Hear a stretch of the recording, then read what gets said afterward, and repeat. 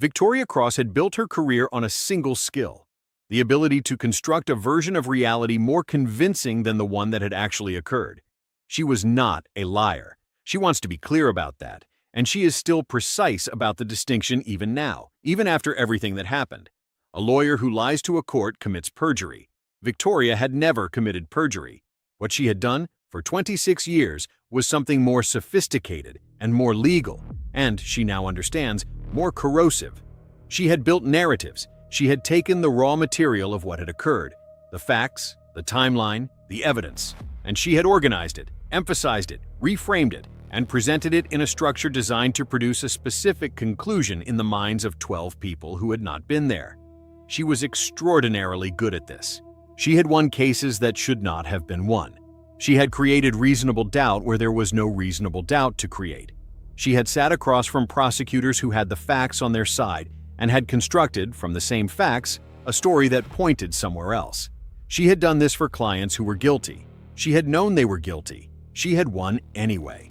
She told herself this was the system working as intended, that every defendant deserved the best possible defense, that the adversarial process produced justice through the competition of narratives, and her job was to compete as hard as she could. She told herself this so many times over 26 years that she could no longer hear the places where it did not quite cover what it was supposed to cover. She was 52 years old when a cardiac event stopped her heart during a settlement negotiation. She was dead for 12 minutes, and she entered a place where narratives did not work, where the facts were simply the facts, where no construction, no emphasis, no reframing produced anything except the unmediated truth of what had actually occurred. She came back knowing something about herself that 26 years of professional brilliance had kept her from seeing. The prison she had been building was not for her clients. It was for herself. My name is Alex. This is Beyond the Veil. And today we spend time with a story that is, in some ways, the most uncomfortable this series has told. Not because the experience was more extreme than the others, because the person telling it is more honest about what she found. Victoria Cross did not come back transformed into someone better. She came back understanding, with clinical precision, exactly what she had been doing and exactly what it had cost her. And she came back with the thing that her career had trained her not to have. No alternative version, just the truth. Stay with me. Victoria grew up in Boston, Massachusetts, the daughter of a corporate litigator father who believed that argument was the highest form of human intelligence, and a mother who had been a public defender before leaving practice to raise Victoria and her brother. The household was not quiet.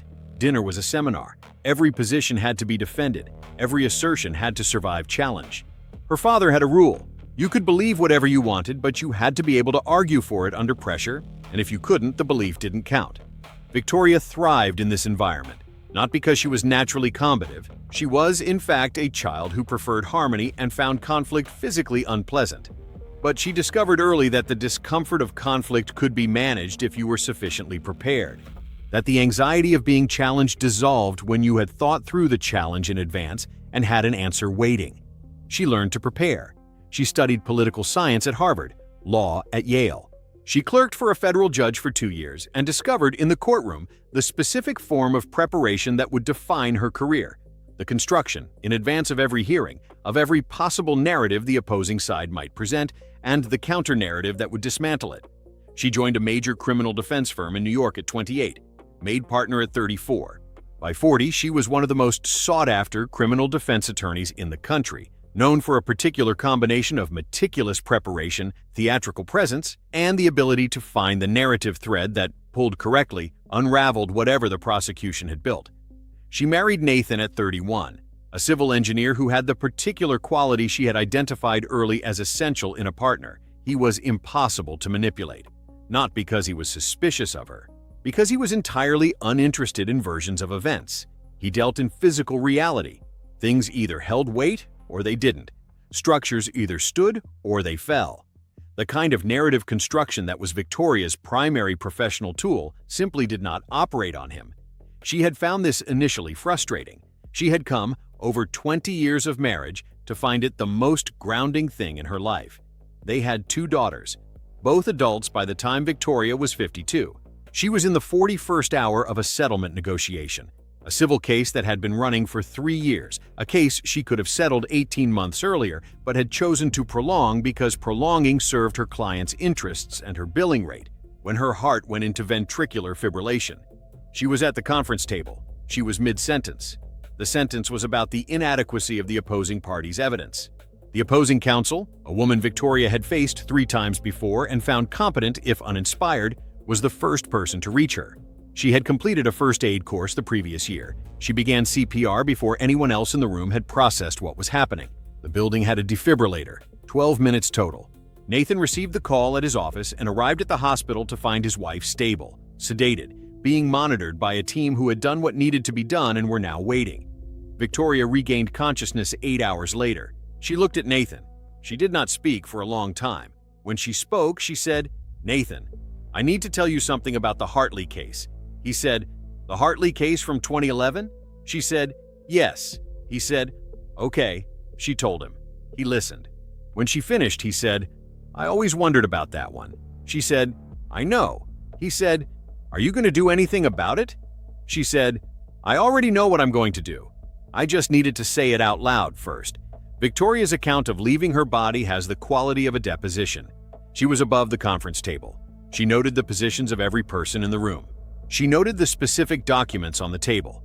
She could identify them by the exhibit numbers visible from her vantage point, exhibit numbers she would later verify against the record. She noted the expression on the face of opposing counsel as she performed compressions, focused, efficient, without the triumph that Victoria might have expected from a professional opponent in a moment of advantage. She noted this and filed it. She noted the time on the conference room clock. She noted, with the particular attention of someone who had spent 26 years reading rooms, that the junior associates from both sides were standing against the walls, and none of them knew where to put their hands. All of it confirmed afterward. And then the conference room was gone.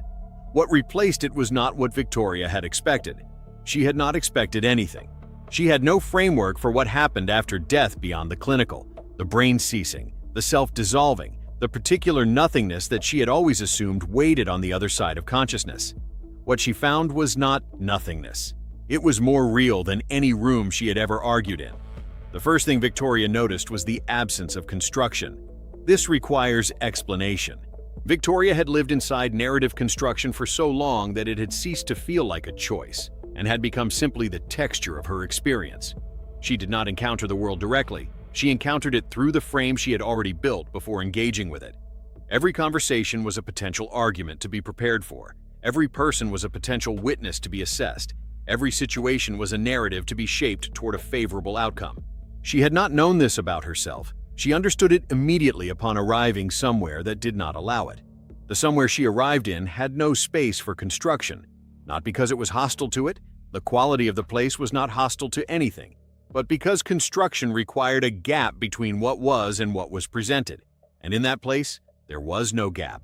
What was simply was, without mediation, without framing, without the possibility of presenting it in a way that produced a different impression than the reality itself produced. She stood inside this for a moment and understood that she had never experienced anything like it, not once, in 52 years. She had never been in a situation where the reality simply was, without the possibility of construction. Even in her private thoughts she had been constructing. The story she told herself about her work. The story she told herself about her clients. The story she told herself about the Hartley case in 2011. The case where she had known, before the verdict, that her client had done what he was accused of doing, and had won anyway, and had told herself the story that made that winning acceptable. Those stories were not available here. The facts of the Hartley case were simply present, without the construction that had made them livable for 11 years. She looked at them, for the first time, without the frame. Then the life review began. Victoria had heard of life reviews. She was a lawyer. She knew the literature on near-death experiences in the same way she knew any body of evidence that might be relevant to a case. She had categorized it, consistently, as the dying brain's final confabulation. A narrative produced by a system that was failing, organized in the way that failing systems organize their last outputs, into something that felt meaningful. She had been comfortable with this categorization. She was not comfortable with what she encountered, because what she encountered was not confabulation. It was the systematic removal of every confabulation she had ever produced, one by one, starting with the oldest. She watched her life, Not from her own perspective, the perspective she had spent 52 years cultivating and defending and maintaining with the same rigor she brought to courtroom arguments, but from the perspectives of every person her choices had significantly affected. This is not a metaphor. She was those people, not observing them, not imagining what they felt. Inside their experience of the moment, with the full weight of their history and their relationship to Victoria and what her choice had meant when it landed on them. One by one, each significant encounter, each moment where her choice had mattered to someone else. The client she had won the Hartley case for, she experienced the 12 months after his acquittal from inside his life. The way the acquittal had confirmed something he believed about himself, that the rules applied to other people. The way that confirmation had made the next thing he did easier to do. There had been a next thing. She knew now what it was. She stayed inside that for a long time, not because she was forced to, because the part of her that had spent 26 years avoiding exactly this kind of unmediated reckoning had been left behind with the conference room. What remained wanted to see clearly, even if seeing clearly was not comfortable. She moved to other moments. A junior associate she had mentored, a young woman who had come to her firm with exceptional ability and had left after 2 years with the particular quality of damage that came from being taught, by someone you admired, that winning mattered more than what you won. Victoria had not seen the damage at the time. She saw it now, from inside the young woman's experience. 3 years of being mentored by someone whose excellence she had admired and whose methods she had absorbed without choosing to absorb them. The way the young woman had arrived at the firm with a direct quality, a willingness to say what she meant, to ask what she needed, to be in a room without managing it, and had left with that quality diminished. Not because Victoria had instructed her to change, because the young woman had watched Victoria and understood, without being told, that the direct quality was not what succeeded here. Victoria had been the most successful person in the young woman's professional life. She had taught by example. The example had cost the young woman something she had not known she was giving up. Victoria stayed inside this for a long time, longer than she had stayed inside the Hartley case. Because the Hartley case involved a choice she had made consciously and defended to herself ever since. This involved something she had done without knowing she was doing it, which was, she now understood, the more accurate description of most of what she had done. She saw her daughters, not the version of her daughters she had maintained in her mind. The women she had raised well, who had turned out fine, who were doing well by any external measure. The actual experience of growing up with a mother whose primary mode of engagement was narrative management. The way her older daughter had learned by watching Victoria to never say directly what she meant, to always approach the truth from an angle, to always have a version prepared, to always be slightly ahead of the conversation she was having. Victoria had thought she was teaching her daughter to be effective. She saw what she had actually taught her. She saw her marriage. 20 years with Nathan, the man who was immune to her constructions, not because he was suspicious of her or combative, but because he simply operated in a different register entirely. He dealt in what was. The beam either held the load or it didn't. The foundation was sound or it wasn't. The kind of narrative elasticity that was Victoria's primary professional tool simply had no purchase on him. For years, she had found this frustrating. She saw now what it had actually been, a lifeline. The moment she had tried to construct her way out of an argument with him, reframing the facts, emphasizing the version that favored her position, finding the angle that made her less wrong than she was, and the moments he had looked at her with that specific expression, the expression of a man who dealt with physical reality for a living and was watching someone argue with the load-bearing capacity of a wall. He would say, "That's not what happened, Victoria." And she would, in the privacy of her own mind, know he was right. And she would continue the argument anyway. Because continuing the argument was what she did. Because stopping the argument felt like losing.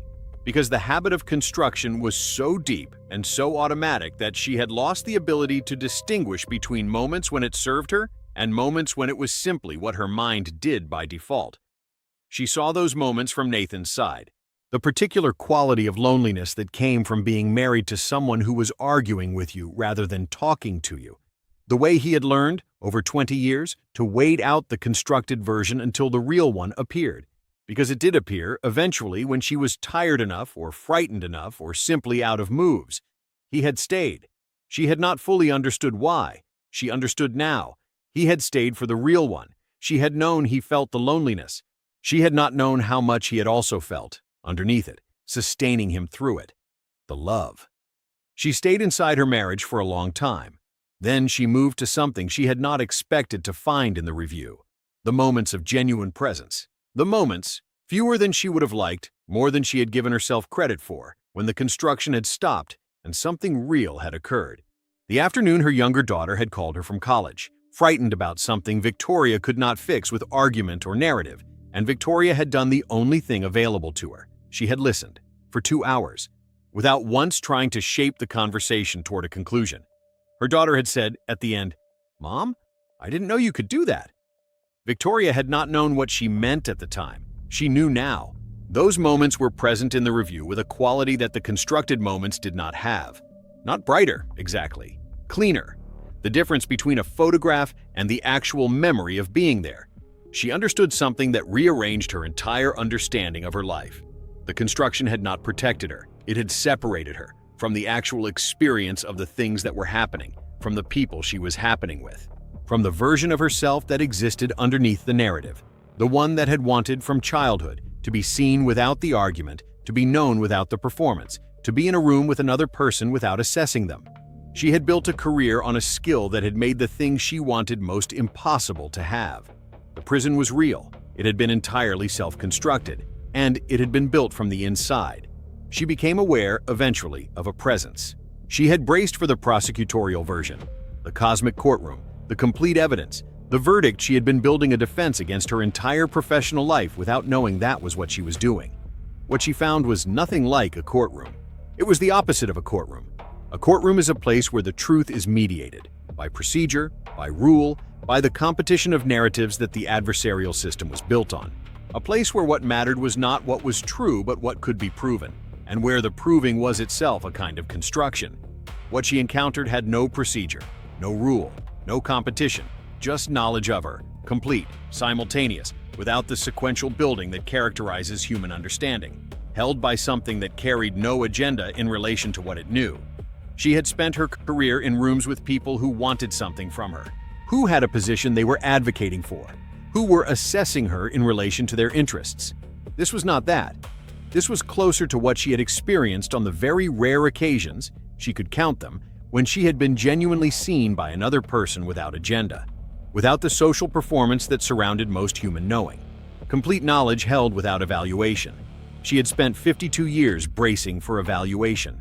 The absence of it was the most disorienting thing she had encountered in the entire experience. She was told, without words, with the completeness that was the native language of that place, that it was not her time, that there was work remaining, not the work she had been doing. Different work. The work of being present in rooms without constructing them. She understood this the way she understood things that were self-evidently true, without argument. She came back. She woke to Nathan's face. She told him about the Hartley case, not the version she had told herself for 11 years, the actual version. He listened. He said, "I always wondered about that one." She said, "I know." He said, "What are you going to do?" She said, "I know what I'm going to do. I just needed to say it out loud to someone who wouldn't let me construct a better version of it." He said, "That's what I'm here for." She said, "I know that now." Victoria took a leave of absence from her firm. She spent 3 months doing something she had never done before in her professional life. She sat with the cases, all of them, the ones she was proud of and the ones she was not, the clients she had genuinely believed in, and the clients she had won for despite believing nothing of the kind. She did not approach this as a legal review. She approached it as the review she had experienced, without construction, without the narrative that made each case acceptable, with the simple question of what had actually occurred and what her role in it had been. She found 5 cases she could not leave alone. The Hartley case was one of them. She hired an investigator. She found a researcher named Dr. Kenneth Ring, whose work on life reviews and near-death experiences gave her a framework for what she had experienced. The consistent pattern of unmediated perspective-taking, the absence of judgment, the way the review distinguished between genuine presence and constructed performance with a clarity that the experiencer found impossible to dispute. She found the work that traced back to Dr. Raymond Moody, the foundational research on near-death experiences that had documented the life review across hundreds of cases, always with the same essential quality: not punishment, not reward, but complete and undeflectable truth. She had spent her career as an officer of a system designed to produce justice through the competition of narratives. She now understood that justice and truth were not the same thing, and that she had served the system at the expense of the second for long enough that the distinction had stopped feeling like a distinction. She took 3 months. She sat with the cases without the construction. She found 5 she could not leave alone. The Hartley case was one of them. She had known where the evidence pointed. She had built a structure around it that pointed somewhere else. The structure had held. The verdict had been in her client's favor. 11 years had passed. She hired an investigator. She made several calls she had been not making for 11 years. Some of them went nowhere. One of them mattered. She does not discuss the specifics of what came from that call. She says only that she did what she could, and that what she could do was not enough, and that she has made a kind of peace with that. Not the comfortable peace of someone who has resolved something, but the workable peace of someone who has stopped pretending the thing does not exist. Victoria Cross still practices law. She has not left the profession, but she practices differently. She does not take cases where she believes the client is guilty of what they are charged with. She knows this is not how the system is designed. She knows that every defendant deserves representation. She has made peace with the fact that she is no longer willing to provide that representation, and she has directed the clients she turns away to other capable counsel. Her practice is smaller. Her billing rate is the same. She is in rooms differently now. Nathan noticed it first, the way she entered a conversation without already knowing how she wanted it to end. The way she sometimes said things that were true rather than things that were effective. He said 6 months after she returned to work, "You're harder to talk to." She said, "I know, I'm sorry." He said, "I didn't say worse, I said harder. You keep saying things I actually have to think about." She said, "That's new for both of us." He laughed. It was, she said later, one of the best sounds she had ever heard. She wants to leave you with the thing that stayed with her longest from the review. Not the Hartley case, not the professional reckoning. The afternoon with her younger daughter. 2 hours of listening without construction. The only time, in 20-plus years of motherhood, that she had been fully present without managing the outcome. And her daughter's words afterward. "Mom, I didn't know you could do that." She says, "That sentence was the most important data point in 52 years of my life, and I didn't understand it until I saw it from the other side." She says, "I had spent my entire career proving that I was the most capable person in every room I entered. And the most important thing I ever did for anyone I loved was 2 hours of being capable of nothing except being there." She pauses. She says, "The prison is real. I built it one argument at a time, and the door was always unlocked." The thumb for this episode says, "Your mind is the prison. Your mind is the cell." Victoria Cross built hers from the finest materials available: intelligence, preparation, professional excellence, the ability to construct any narrative required. She spent 12 minutes on the other side finding out what it had cost her, and she came back knowing exactly where the door was. Leave me a comment. Tell me what narrative you have been maintaining that you know isn't quite right. I read everyone. I'm Alex. This is Beyond the Veil, and I'll see you in the next one.